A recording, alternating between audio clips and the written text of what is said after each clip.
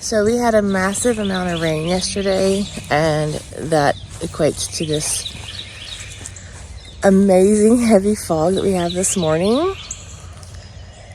And I know this is not really yarn related, but it kind of is, because I'm out on a pajama walk and I do bring yarn to knit on. But I also like to look at spider webs, who are spinners and weavers, so it works.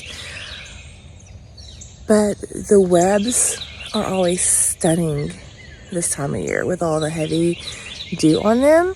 And so I wanted to share that with you all, because this is definitely a me thing, to go out after rains with yarn in hand on a pajama walk. And I call it pajama walks because I'm in pajamas, and I have my little bag right here. It has my project that I'm working on, a whip. There's pajama pants all the way to the rain boots. So let me show you the spider web. These are trapdoor spiders, and they're called that because they actually have these webs where bugs will land on them. And that one he just went in his little door, but they hide in that cone, that hole, and they'll come out and attack their prey. They're so cool.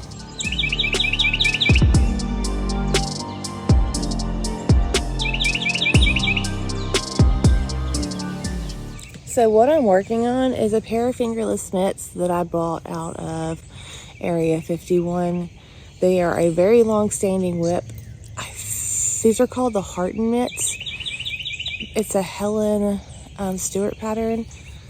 And when I originally made these, I messed up my central decrease, and I had to drop down like 38 stitches to complete it. And I even picked it up and fixed it. There's like no issue. But then I was just mad at them, so they went in timeout. Also, my yarn kind of bled a little bit in some places, and it bothered me, and so I was just mad at them in general.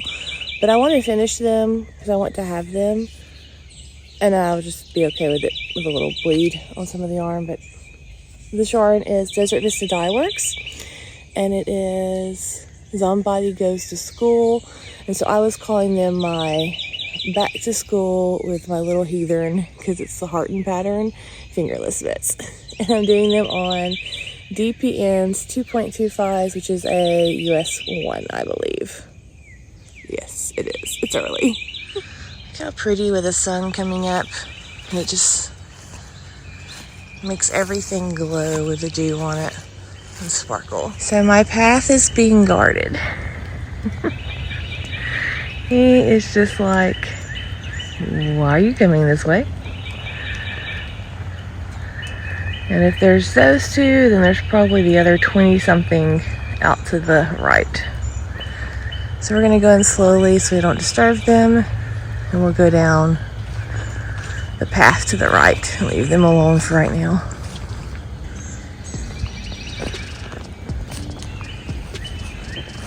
This is my favorite part of our woods.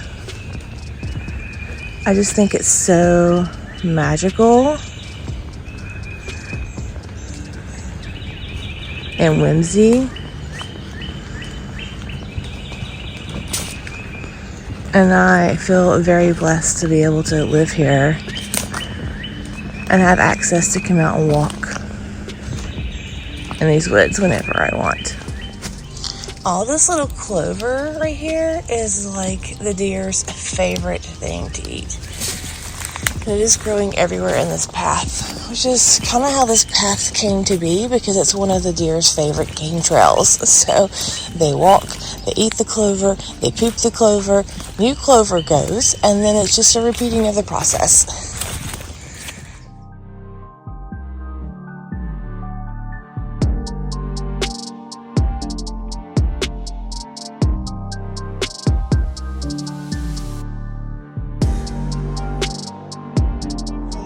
wild ferns that grow back here because it stays so covered with a canopy of trees. I just spotted the first mushroom of the day.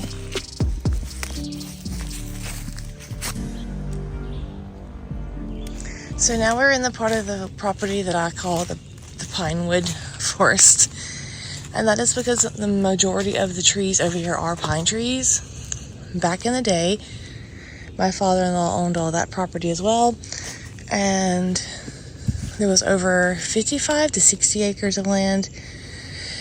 He sold that to the state many years ago, but they can only use it for clear cutting every now and then. And so they came in and clear cut everything. And now it's just left as pine trees. And they also clear cutted some over here so he can make some money. And so that's why this has a majority of pine trees. And part of this part of the property was actually one of the fields. Because even before he moved here, there was a family that had a house where we have our house. And they raised horses. But they had a house fire. And unfortunately, they lost everything. And they lost their child.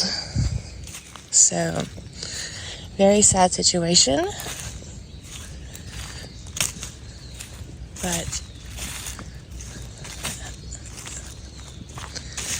gorgeous land. Gorgeous land. So this is the part of the field. You can see my shed way over there. And then the kind of pine tree forest. We're going to walk through it because it's also very pretty. The reason I thought I would do this is because, I don't know, I just love nature. And so I thought maybe that y'all would love nature.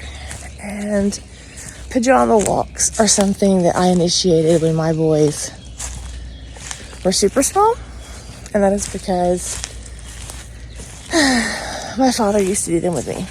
So to carry on the tradition of pajama walking, I thought I would share that experience with you all. And you just come out here in your loungewear early in the morning. I haven't even had coffee yet. And walk around and see if you see any nature, looking for mushrooms. And it's all about just taking about 20 minutes or so every now and then just to have some mindful moments and absorbing the world around you, because it can get stressful, friends. It can get stressful. Very stressful.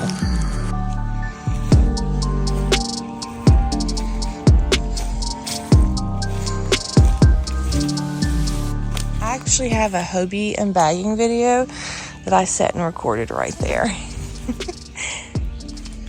It was during the fall and the leaves were so pretty. It's one of my favorite videos I recorded. And it wasn't even about the yarn, it was just about the nature around it. This is a cool one. They've got their trapdoor and they've built it on like this stick. So even if a bug flies into it, they're gonna get fed.